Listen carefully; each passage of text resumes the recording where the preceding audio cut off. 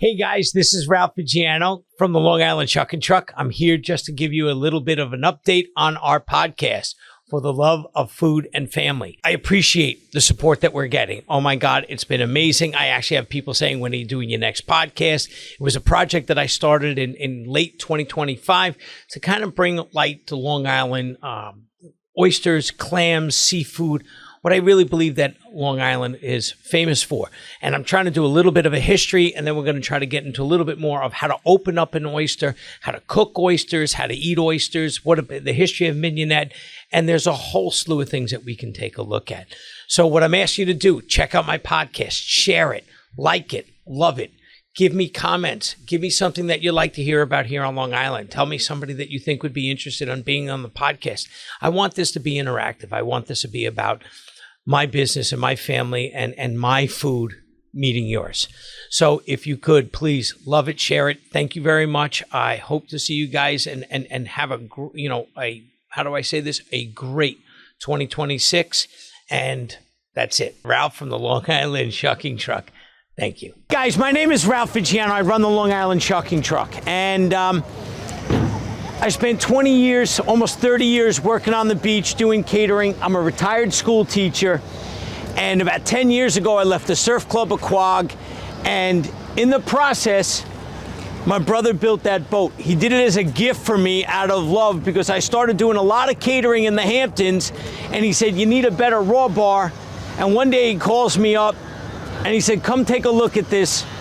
And this business was built on family and love. And that's where we've kept it ever since. We were featured on Channel 12 News. I said the same thing last year, and nothing's changed. The reason why I love the raw bar business is that it's kind of like, if you remember when you used to go clamming or crabbing or fishing with your father, your grandfather, they would tell you, they would pop open a clam. This is where it all started. And there's something really, I like to call it romantic with food when you do things like this, because oysters are now becoming a very trendy item, and they're all over the place. We see revitalizations happen in New York City, which is awesome. We have the Blue Point oyster, which is happening right here between Patchogue and Bayshore. That's where the Blue Points come from. Peconics, awesome oysters, and the North Shore oysters are amazing. The biggest difference is the taste of the minerals, the saltiness, the brininess of the oyster, and that's what I try to present to you. I've made a handful. You have cocktail sauce, which I do recommend placing on clams, and you want to use the mignonette based on oysters. And the funny thing about the mignonette, it was developed in the New York City in the 1930s. New York City was huge for oysters, and then believe it or not, the growth of the tenement houses actually made oysters become, how do I say this in the summer? Bad. They were affected with bacteria that were causing people to be ill.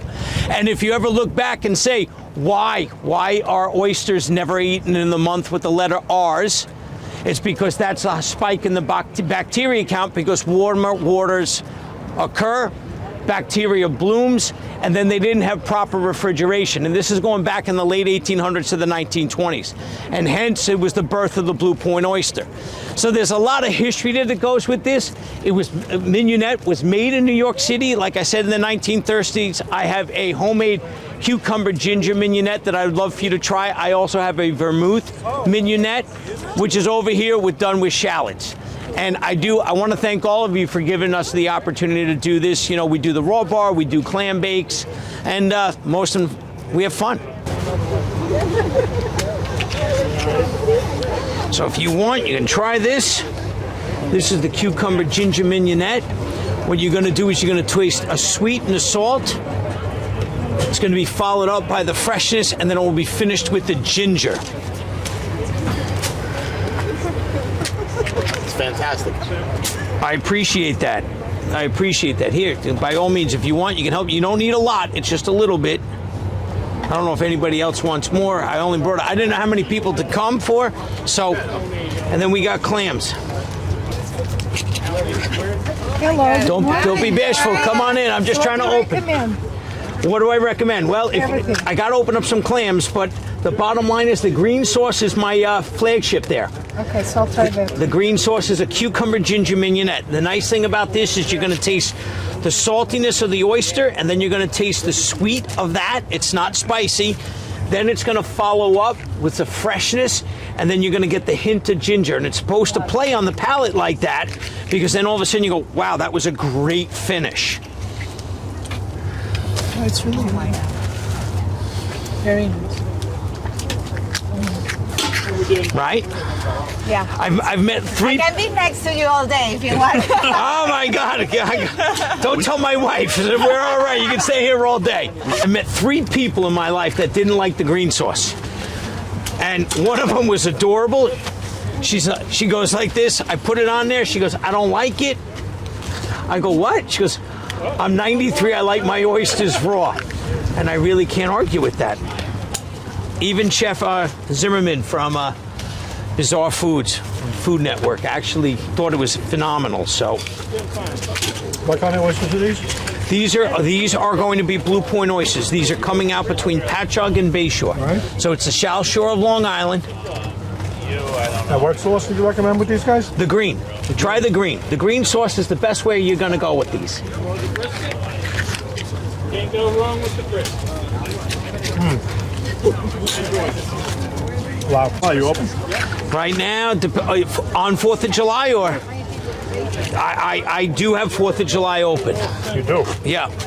So I do try to work with some people. I try to get, I try to get a minimum. I don't know where you're at with the minimum, but I'm probably talking about 40 people. Grew up in Port Jefferson. What's your name again? Ralph, Ralph? Long Yeah, Island yeah. Shucking Truck. I'd love to shake your hand, but it's... I hear you. If you forget his name, he's remember my name. But gentlemen, try the green sauce. Very good. Don't be bashful. Very fresh flavor. Oh, the seafood should be, if not, I get a lot of my stuff either from Prawns, or Mastic. Mastic seafood, I absolutely love. I know the guys since they've grown up, so they get me the best that I can possibly get. I tried clam. You sure can, not a problem. So clean tasting.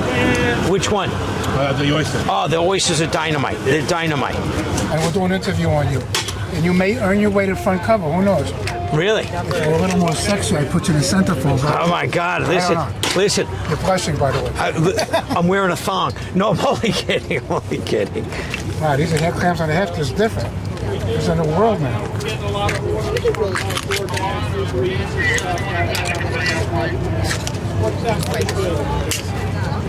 All right, appreciate it. Thank you. Thank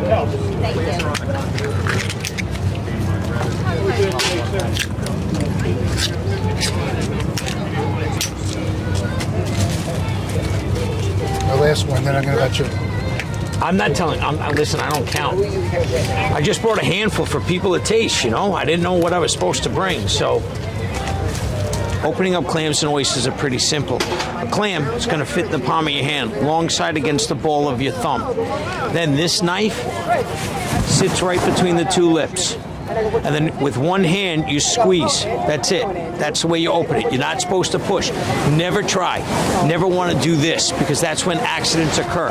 It's real simple. You go in, you cut on raise the knife to cut across the top of the shell so you don't cut the clam. You cut the 2 mussels. Open it, scoop both of the mussels, and that's the clam right there. That is truly delicious. Is it? Yeah. Well, that's what I appreciate it. I tried really hard. I must try to make that 16 times, and I couldn't get the right. So that's number 17. That's the official one. That's my trademark. People turn around and they go, "Oh my God!" It's so funny because they call me up and they say, "Will you do this? Will you bring the boat?" And I bring the boat, and then I bring the green sauce, and the green sauce is lights out. Yeah, no, the green sauce is lights out because it's very bright, it's crisp, it accents, not takes away from the oyster. So you get that fresh, briny, delicious, plump, juicy oyster, but then you get this nice, light, bright cucumber, and then a nice little palate cleanser of ginger afterwards. Hands down, phenomenal. That's the way it's supposed to work. Well, that's exactly how it works. So you nailed it. Thank you. I appreciate it. Peter, where are you from? I'm from New Jersey. And what do you do? What brings you to the show today? I have a consulting business, so I design and build restaurants for people. I do menu development, recipe development. I'm a certified executive chef by trade. So I know a little bit about food, and when I find something that's fantastic, I just love to, Well, listen, enjoy. if you can figure out how we can bottle this and sell this, you let me know. You and I will make a fortune off of that. I'm good. I know how you can bottle it because I have my own barbecue sauce line, so I know how. My biggest concern It's is a preservative. Yep. is not losing the integrity and the freshness. I've tried to freeze it. Doesn't work well to freeze. And you it's know? going to work even less with bottled because everything in that is the brightness, and then you're going to have to put a shelf life extender and coloring. Because it's going to turn. It will turn brown over a period of time. That cucumber will Of start course. to turn. So Of course. I don't know how to do it, but I'll tell you, I have people, I want this bottled, I want this, I want that. You know, I did the Oyster Fest out in Brooklyn with the Food TV and the Food Network, and they loved it. And some guy says, you got to bottle this, but I don't know how to keep that with its integrity. The only way to do that is to take orders once a week and have them come to you to pick it up to be used. That's a pretty good idea. You know what I mean? So like every Friday at this time, we're going to have this many bottles. So it's limited. So only certain. That's a great idea. And then you can sell out and not have to worry about it because people are going to come and they can only get it at that time on that day. And then great idea. you preserve the integrity of your product. That's awesome. That's a great idea. All right, I'm going to take advantage of it. Awesome. So, Peter, what's the name of your business? Elite Eats. Elite Eats. Yes, sir. All right. Well, listen, I'm going to be contacting you again if I might do. get a little bit more advice. I'd appreciate it. Happily. All right. I would shake your hand, but it's kind of a little. Thank you, Peter. You got it. Guys, make sure you come talk to Peter. If you want to open up a business, need any ideas, let Peter know. Great guy. I'm going to use him. He's going to help me out. Thank you. And if it wasn't for you and Lloyd and Matty Smith. Well, here, this is the cucumber ginger mignonette. Thank you. Try it. This is new. This is a vermouth. I'll give you another oyster, a vermouth vinegar. Do you want to be on the show? Can I just grab? Sure. Yeah, help yourself. What do you want me to say? Talk about the experience of eating one of these things. Talk about the event. Talk about what it is. Yeah, it'll be perfect. So this is your content guy? This is my content guy. You're a lot of content guys. You know, I just in case I wanted him out here, I didn't know Good. if I can get somebody out here. I thought it would be in my best What's interest. your name? My name's Anthony. Anthony, thanks for coming with Ralph today. We appreciate you. My pleasure. Yeah. I love working with Ralph. Yeah, me too. He runs my podcast. He came up to me the other day and actually blew me away. He read something I handed to him, believe it or not. Oh. A paper. Someone read a piece of paper. Isn't it nice when someone gives a damn? Old school. I was impressed. So I have the vermouth. I'm going to take No, one. I ate the ginger already. Well, that's still ginger. Hold on, I'm going to give you the vermouth right now. Okay. And then you let me know what. Listen, I have no problem with criticism. The first one was heaven. Was it? It was heaven. See, And then I'm going to do mignonette. Oh, that is the vermouth vignette. This is Okay. vermouth. That's a cucumber ginger. The green is a cucumber ginger. So what you're supposed to really taste is sweet, salty with the oyster when you eat the cucumber ginger mignonette. Then it follows up with some freshness, and then you get the hint of ginger, which kind of leaves you like, wow, that was not expected. And, Yeah, and it feeds like that. Like it tastes in that formula. It was sweet and heaven and balanced and delicious. Well, I'm glad you like it. I'm glad you like it. 'Cause Cucumber's great too. this is a great organization, so I'm glad you guys are doing this. I'm a hot sauce guy, so I'm going to put it on my next one. That's fine. That's fine. I got the hot sauce at the back. That was delicious.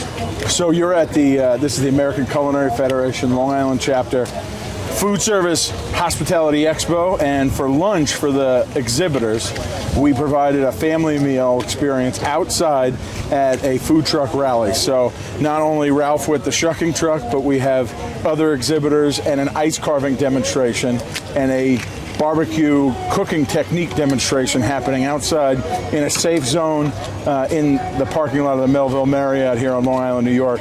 And I'm just so excited to work with and live in a community with people like Ralph and some of the other presenters today, because they really stepped up big and delivered a great event for our community to get better, to learn, sharpen our knives, our programs, and hopefully be a little more profitable this summer on Long Island. Thanks very much. Is it any special? Oh, damn, that's good. With the saltiness from the oyster? That's the key, right? That's what you're supposed to be playing. And then it tastes with the ginger afterwards. Yeah. You get that finish of ginger that you don't taste right off the bat. The saltiness of the oyster sets it off. That's.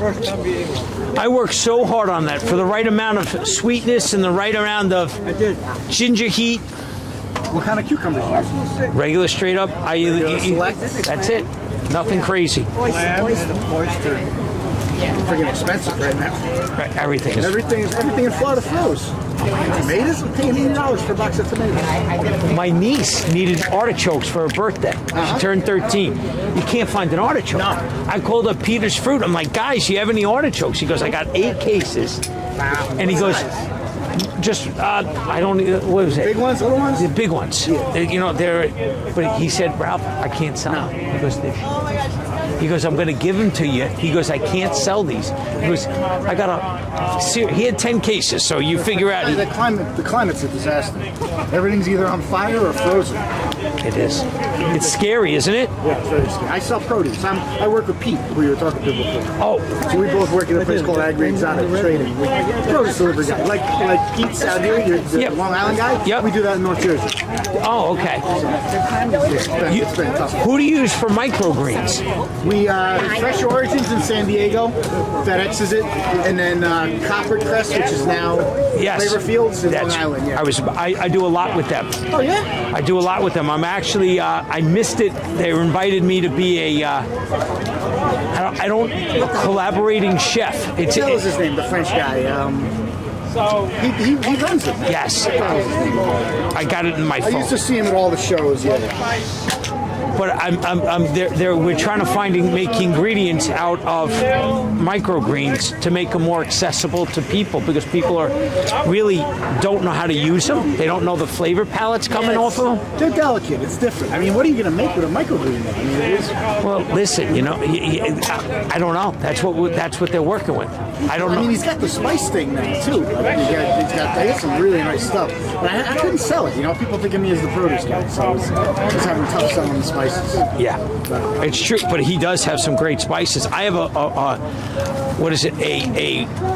black longhorn peppercorn that comes out of Cambodia, and its regulations on it is off the charts because they won't allow it to go anywhere else.